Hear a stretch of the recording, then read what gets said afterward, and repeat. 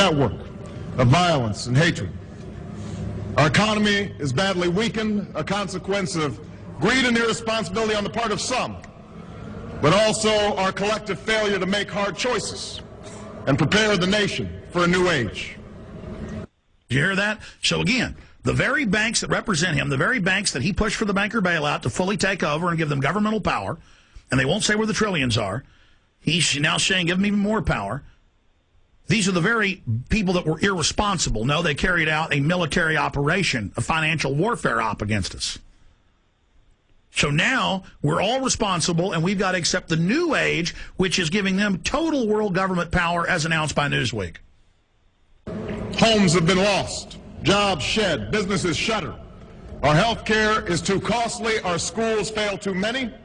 So government got involved in health care 50 years ago, and now it's bankrupt, and the states are all going bankrupt, so the feds can come in and take over. Again, that blows them out, with federal mandates to give illegal aliens total health care at exorbitant prices, tens of billions of dollars in California and Texas alone. His answer is more government welfare, more government control, which is then eugenics, because through socialized, controlled health care, the government can force you to take the treatments they want, and they can control medicine even more and cover up all their soft kill operations they're doing through the vaccines and drugs and the food. And each day brings further evidence that the ways we use energy strengthen our adversaries and threaten our planet. Okay, the federal government for decades has only allowed one pipeline out of Alaska. In one area alone, there's more oil than in all of Saudi Arabia. It could have been here decades ago. They get up on TV and lie and say, if we got all the oil from Alaska, give us 1% more. And, and so you've got to let us change our energy policy. But all that means is taxing and regulating and controlling. So that strengthens our enemies. So we've got to fix our energy. But instead of really fixing our energy and really going to a new energy system, which the feds actually try to block, they are going to bring in all these taxes and regulations.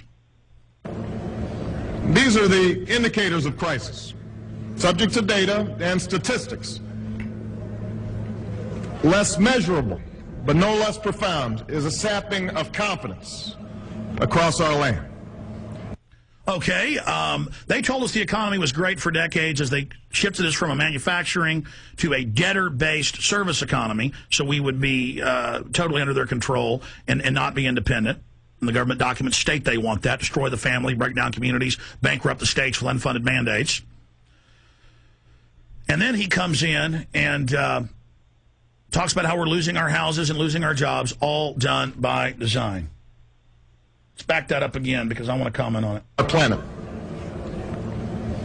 These are the indicators of crisis, subject to data and statistics. Less measurable, but no less profound, is a sapping of confidence across our land. Okay, now what happened? The bankers told us everything was great while they were setting this up, while we were all going into debt, while the society was falling apart.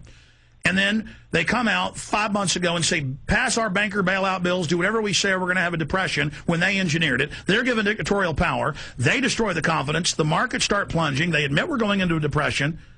And then now, oh, you've had bad confidence. It's your fault.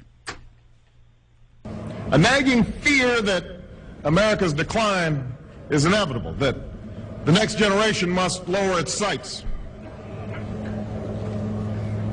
Today, I say to you that the challenges we face are real. Okay. So he's saying, yeah, we're in trouble.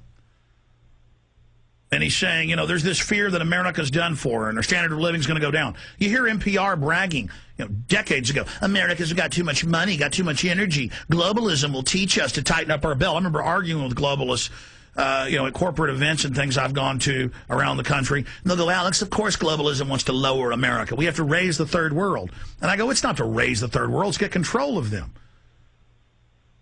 So see, they're the ones, the Club of Rome, CFR, all of them, that in their own policy reports say they wanted to deindustrialize us so they could socialize us, get control of us, destroy the middle class, disarm us, domesticate us, use Americans as an engine for global domination, as a military district where they get their Hessian mercenaries.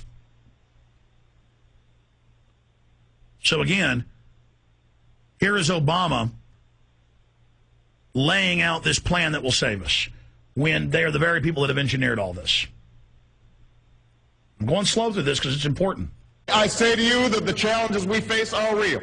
They are serious and they are many. They will not be met easily or in a short span of time. But know this, America, they will be met. So then he puts out this thing, we're in trouble, we've got bad confidence, things are bad, but don't worry, they will be met. I've got a solution. I'm going to make it okay for you.